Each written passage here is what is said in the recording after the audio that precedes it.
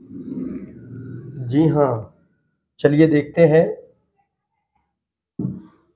आपका स्वागत है मैथ की शॉर्ट ट्रिक क्लास में। ये कक्षा 10 का एनसीईआरटी मैथ है, class 10 chapter 3.5 two variable equation, दो चर वाले रैखिक समीकरण। इससे पहले हम 3.1, 3.2 व 3.3 और 4 प्रश्नावली को कंप्लीट कर चुके हैं। आज बढ़ते हैं हम चैप्टर 3.5 प्रश्नावली 3.5 की ओर, दो चर वाले रैखिक समीकरण। इससे पहले आप विलोपन विधि, प्रतिस्थापन विधि उनमें सीख चुके हैं। अब इस चैप्टर में आपको वर्ज गुणन विधि सिखाई जाएगी। तो चलिए देखते हैं। सबसे पहले पहला क्वेश्चन क्या कहता है हमारा, निम्न रैखिक समीकरण के युग्मों में से किसका एक अद्वितीय हल है, किसका कोई हल नहीं है और किसके अपरिमित रूप से अनेक हल है। यदि अद्वितीय हल की स्थिति बनती है तो वर्ज गुणन विधि से उनका मान ज्ञात कीजिए। तो चलिए सबसे पहले देखते हैं हमारा होता क्या है, अद्वितीय हल किस स्थिति में होंगे। यदि हमारा a1/a2 बराबर नहीं होगा b1/b2 के तो अद्वितीय हल। a1/a2 कहां से, वही यहाँ पे a1 a2 b1 b2 c1 c2 इन समीकरण से। और यदि a1/a2 बराबर हो b1/b2 के और फिर इक्वल न हो c1/c2 के तो कोई हल नहीं है, समीकरण का कोई हल नहीं है। और यदि तीनों मान बराबर हो हमारे a1/a2 b1/b2 और c1/c2 तो इस समीकरण के अनेक हल होंगे। ठीक है। और हमें करना क्या है, यदि किसी समीकरण का मान अद्वितीय हल की स्थिति में पहुंचता है तो उसके हमें वर्ज गुणन विधि से मान ज्ञात करने हैं। चलिए सबसे पहले लेते हैं पहला समीकरण दी है x minus 3y minus 3x minus 9y minus 2। दो समीकरण दे दिए, समीकरण नंबर 1, ये समीकरण नंबर 2। यहां से अपने मान छांट लेते हैं। a1 का मान हमारा 1, यहां पे b1 का मान हमारा -3, c1 का मान हमारा -3। यहां से चिन्ह सहित लिखेंगे। a2 का मान हमारा 3, b2 का मान हमारा -9 और c2 का मान हमारा -2। ठीक है। अब रख के देखते हैं इन स्थितियों में कि कौन सा आता है, अद्वितीय हल की स्थिति बनती है या कोई हल नहीं की स्थिति बनती है या अनेक हल की स्थिति बनती है। चलिए रख देते हैं a1/a2 यानी कि 1/3 इस प्रकार से रख दिया हमने, बराबर। अभी तो बराबर लगा देंगे तब देखेंगे कि बराबर हो रहा है या नहीं। यहां पे माइनस का b1/b2 -3/9, ये b1/b2 का मान रख दिया यहां पे। चलिए अब c1/c2 की जगह हमें -3 और -2 ये रख दिया। अब देखते हैं ये मान 1/3 है a1/a2 का। ये देखिए माइनस से माइनस खत्म हो गया, 3 एकम 3, 3 तिया 9, ये भी 1/3 आ गया। और ये माइनस से माइनस खत्म हुआ लेकिन आया क्या, 3/2। तो कौन सी स्थिति बन रही है हमारी, ये दोनों बराबर है, ये बराबर नहीं है, ये वाली स्थिति बन गई। देखिए a1/a2 बराबर b1/b2, a1/a2 बराबर b1/b2, लेकिन बराबर नहीं है किसके, c1/c2 के। तो हम क्या लिखेंगे, कोई हल नहीं। यहां पे लिखेंगे हम कोई हल नहीं। ठीक है, इसके लिए क्या लिखेंगे, कोई हल नहीं। चलिए अब बढ़ते हैं दूसरे क्वेश्चन की ओर। देखिए बढ़ते हैं अपने सेकंड की ओर। सेकंड हमारा क्या दिया है हमें, यहां से a1 की वैल्यू निकाल लेंगे। a1 बराबर 2 और b1 बराबर 1 और c1 बराबर 5। अब a2 की वैल्यू निकाल लेंगे। a2 हमारा नीचे वाली समीकरण में, इसे 1 देंगे नाम, इसे 2 देंगे, क्या है 3, b2 हमारा क्या है 2 और c2 हमारा क्या है 8। अगर हम इनको इधर लाए तो ये माइनस में हो जाएंगे, तो इनके मान हम माइनस में ही रख देंगे। ठीक है, जब समीकरण में इधर आएंगे तो ये माइनस में मान हो जाएंगे इस प्रकार से। चलिए अब रखते हैं इसमें से किस रूप में ये आता है हमारा, a1/a2 यानी कि 2/3 रख लिया हमने, b1/b2 1/2 ये तो बराबर ही नहीं आया, a1/a2 और b1/b2 ही बराबर नहीं आया। तो हम क्या लिखेंगे इसके लिए जब यही शुरू में बराबर नहीं आया? अद्वितीय हल, यानी कि a1/a2 इक्वल नहीं है b1/b2 के, तो अद्वितीय हल होगा, अद्वितीय हल।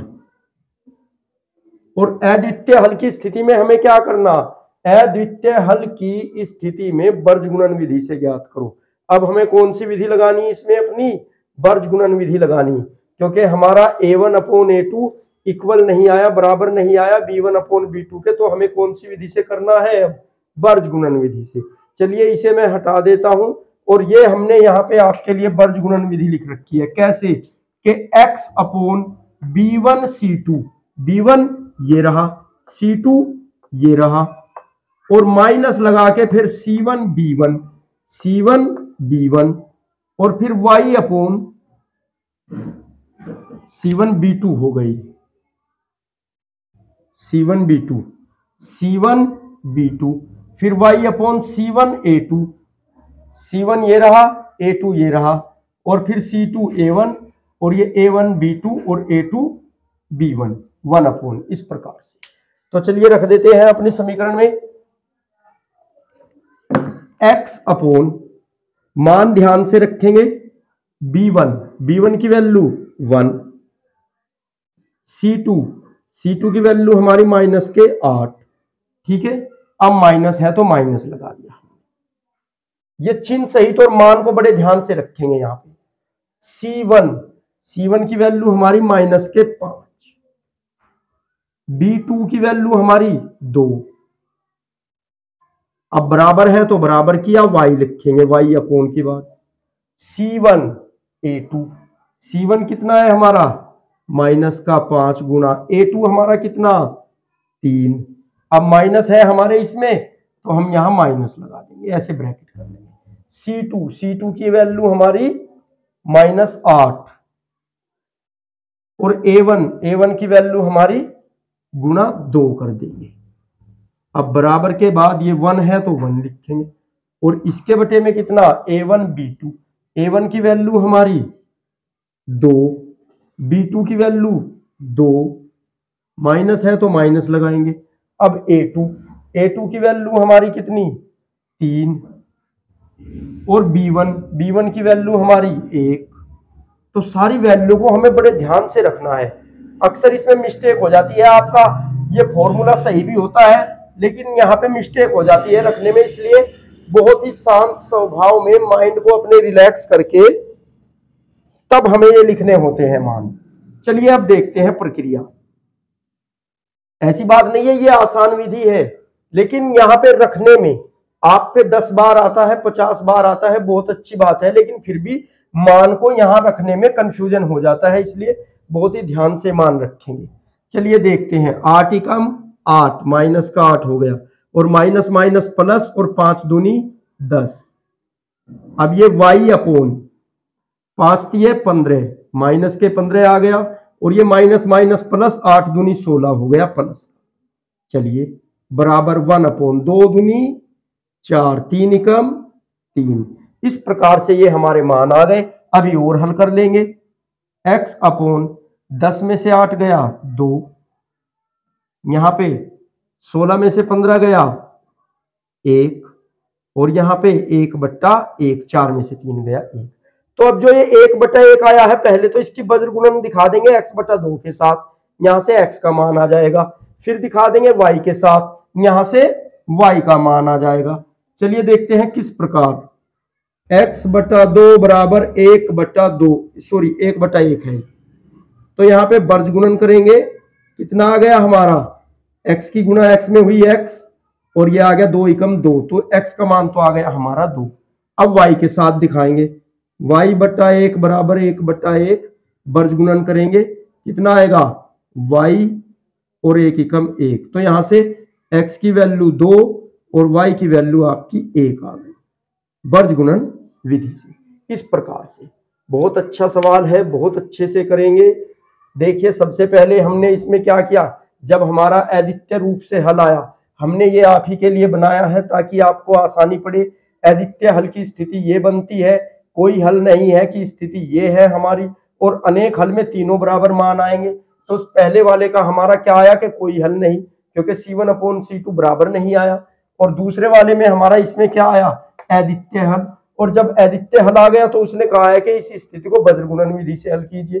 तो वज्र गुणन विधि में हमने क्या किया, सबके मान अलग अलग लिख लिए, और फिर हमने ये फॉर्मूला, ये वज्र गुणन विधि है हमारी, x/b1/b1 C2 - C1 B2। अब यहां पे y/C1 A2 - C2 A1। अब यहां से फिर से 1/A1 B2 - A2 B1। इस प्रकार से ये आपका क्वेश्चन हल हुआ। बढ़ते हैं क्वेश्चन नंबर 2 की ओर। चलिए देखते हैं क्वेश्चन नंबर 2 में क्या कह रहा है कि a व b के किस मान के लिए, a व b के किस मान के लिए रैखिक समीकरण के युग्मों के अपरिमित रूप से अनेक हल है। किससे, यहां पे हमारा क्वेश्चन है अपरिमित रूप से अनेक हल है। अपरिमित रूप से अनेक हल होने की कंडीशन क्या होती है, ये रही यहां पे अनेक हल है, यानी कि हमारा A1/A2 बराबर होना चाहिए B1/B2 के और C1/C2 के, तीनों हमारे इक्वल होने चाहिए, तीनों बराबर होने चाहिए, तब हमारे अनेक हल होंगे अपरिमित रूप से। ठीक है, चलिए इस समीकरण को इस कंडीशन में रख देते हैं और देखते हैं आपका, यहां से सबके मान चुन लेते हैं। पहले A1 बराबर हमारा 2, B1 बराबर 3 और C1 बराबर 7। अब यहां से A2 बराबर A - B और B2 बराबर A + B और C2 बराबर हमारा 3A + B - 2, ये है। चलिए इस रूप में इसे रखते हैं A1/A2 के। A1 की वैल्यू 2, A2 की वैल्यू A - B,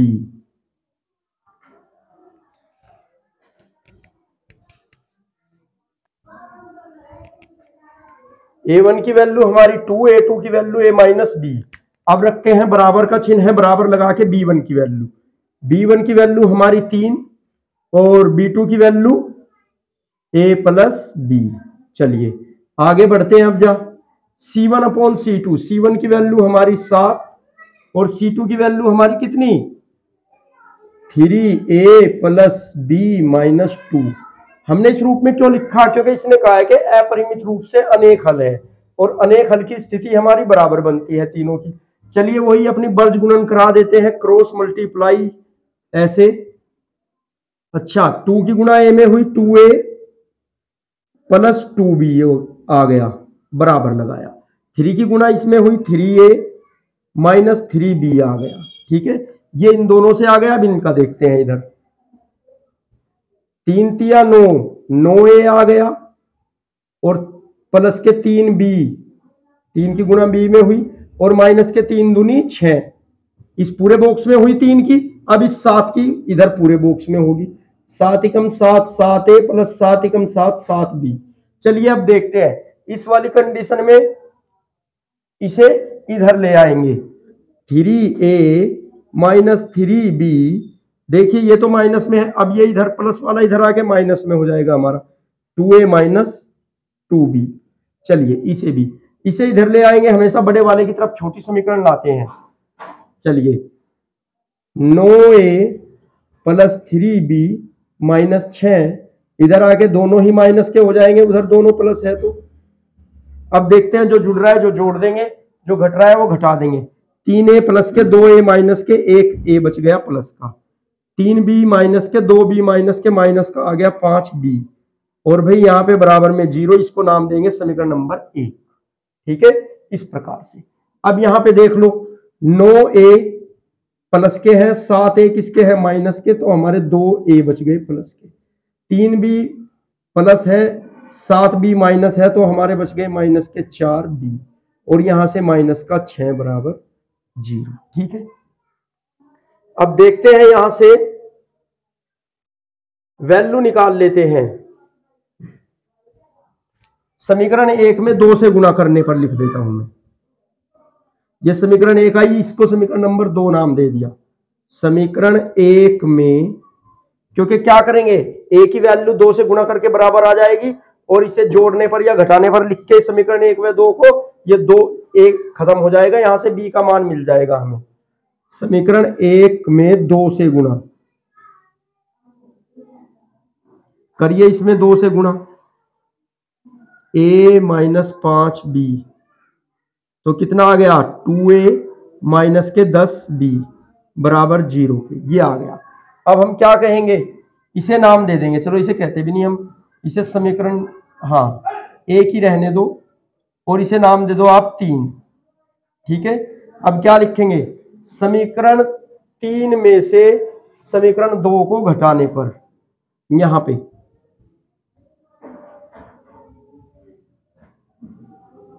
समीकरण 3 में से समीकरण 2 घटाने पर, ठीक है,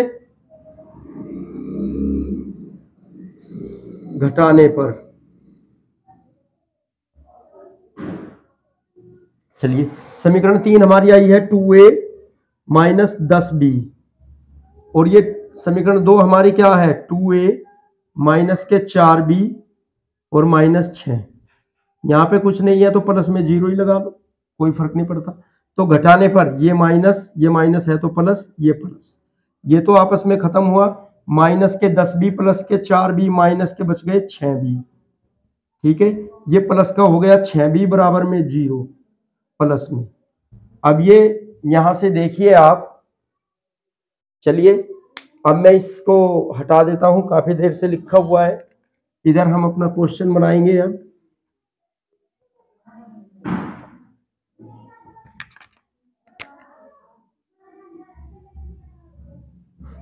घटाने पर, चलिए यहाँ पे हम अपना क्वेश्चन करेंगे आगे वाला यही। तो कितना आ गया, माइनस के 6b और प्लस 6 बराबर 0 की, ठीक है।